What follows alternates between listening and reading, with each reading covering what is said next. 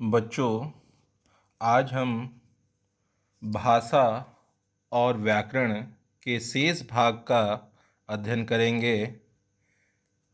बोली किसी छोटे क्षेत्र में बोली जाने वाली भाषा का स्थानीय रूप बोली कहलाता है।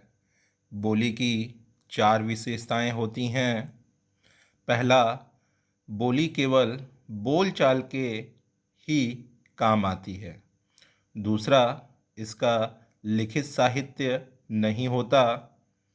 तीसरा, वह भाषा की आरंभिक अवस्था है। चौथा, बोली का प्रयोग एक सीमित क्षेत्र में ही किया जाता है। और अब देखते हैं उपभाषा। जब किसी बोली का क्षेत्र विस्तृत हो जाता है तथा उसमें साहित्य रचना की जाने लगती है तो उसे उपभाषा कहते हैं। प्रारंभ में ब्रज और अवधी बोलियां थीं, लेकिन इसमें साहित्य रचना की जाने लगी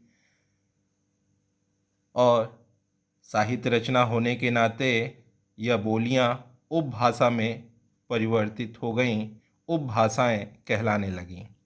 ब्रज भाषा में सूरदास द्वारा रचित सूरसागर, अवधी भाषा में तुलसीदास कृत रामचरितमानस प्रसिद्ध रचनाएं हैं।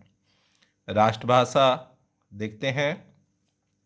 सभी देशों की अपनी अपनी राष्ट्रभाषा होती है, जैसे चीन चीनी, रूस की रूसी आदि। हिंदी हमारी राष्ट्रभाषा है। राजभाषा राज्य या प्रशासन की भाषा को राजभाषा कहते हैं। 14 सितंबर 1949 को स्वाधीन भारत की संविधान सभा ने हिंदी को राजभाषा घोषित किया। आगे देखते हैं मानक भाषा। समाज में शिक्षित तथा शिष्ट जनों द्वारा प्रयोग की जाने वाली भाषा को मानक भाषा कहते हैं। मानक भाषा व्याकरण सम्मत होती है। इसमें साहित्य, शिक्षा, दूरदर्शन, आकाशवाणी, पत्र, पत्रिकाएं आदि में मानक भाषा का प्रयोग किया जाता है।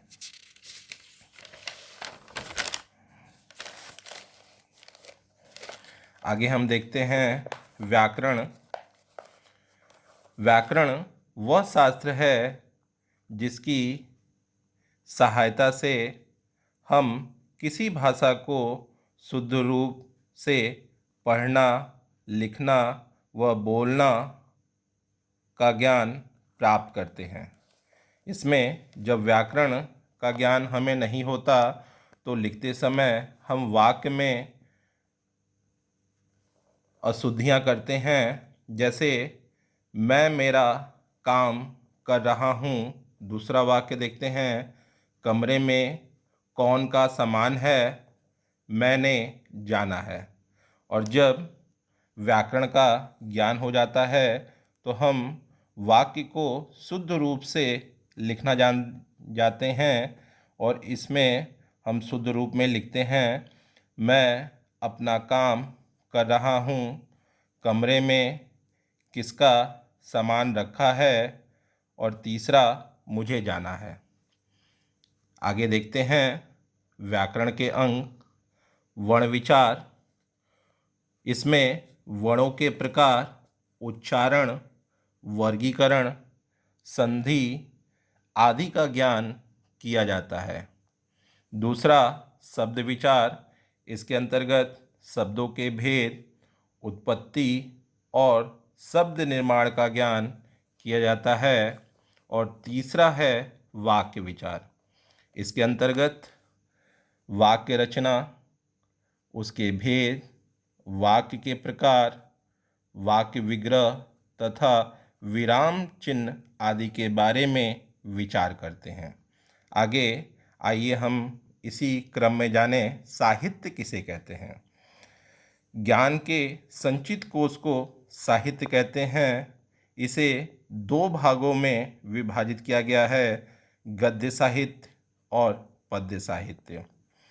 गद्य साहित्य, जब कोई साहित्यकार अपनी बात लय या तुकबंदी के नियमों में न करके साधारण रूप से कहता है या लिखता है तो वह गद्य साहित्य कहलाता है। उदाहरण के रूप में निबंध, पत्र, कहानियाँ, जीवनी, उपन्यास, नाटक, संस्मरण आदि हैं। पद्य साहित्य में जब कोई साहित्यकार अपनी बात लय या तुकबंदी के नियमों में बंद कर व्यक्त करता है तो वह पद्य साहित्य कहा जाता है। इसके उदाहरण हैं पद, चौपाइयाँ, दोहे, कविताएं, गीत आदि। धन्यवाद।